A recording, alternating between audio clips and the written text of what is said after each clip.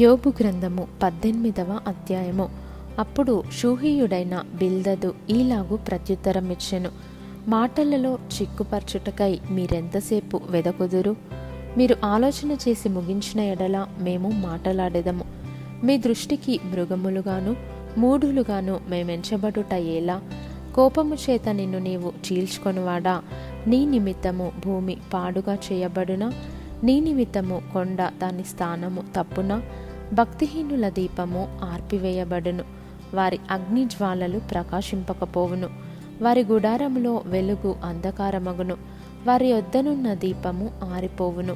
వారి పటుత్వము గల నడకలు అడ్డగింపబడును, వారి స్వకీయ ఆలోచన వారిని కూల్చును.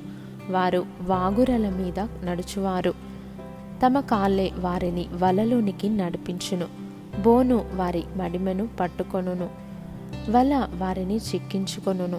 వారిని చిక్కించుకొనుటకై ఉరి నేలను ఉంచబడును, వారిని పట్టుకొనుటకై త్రోవలో ఉచ్చు పెట్టబడును. నలుదిక్కుల భీకరమైనవి వారికి భయము కలుగజేయును, భయములు వారిని వెంటాడి తరుమును. వారి బలము క్షీణించిపోవును, వారిని కూల్చుటకు ఆపద కాచియుండును. అది వారి దేహ అవయవములను భక్షించును, మరణజ్యేష్ఠుడు వారి అవయవములను భక్షించును. వారి ఆశ్రయమైన వారి గుడారముల నుండి పెరికివేయబడుదురు. వారు భీకరుడగు రాజునొద్దకు కొనిపోబడుదురు. వారికి అన్యులైన వారు వారి గుడారములో నివాసము చేయుదురు. వారి నివాస స్థలము మీద గంధకము చల్లబడును, క్రింద వారి వేళ్ళు ఎండిపోవును, పైన వారి కొమ్మలు నరకబడును. భూమి మీద ఎవరును వారిని జ్ఞాపకము చేసుకొనరు, మైదానమందు ఎక్కడను వారిని ఎరిగిన వారు ఉండరు. జనులు వారిని వెలుగులో నుండి చీకటిలోనికి తోలుదురు, భూలోకంలో నుండి వారిని తరుముదురు. వారి ప్రజలలో వారికి పుత్రులైనను పౌత్రులైనను ఉండరు.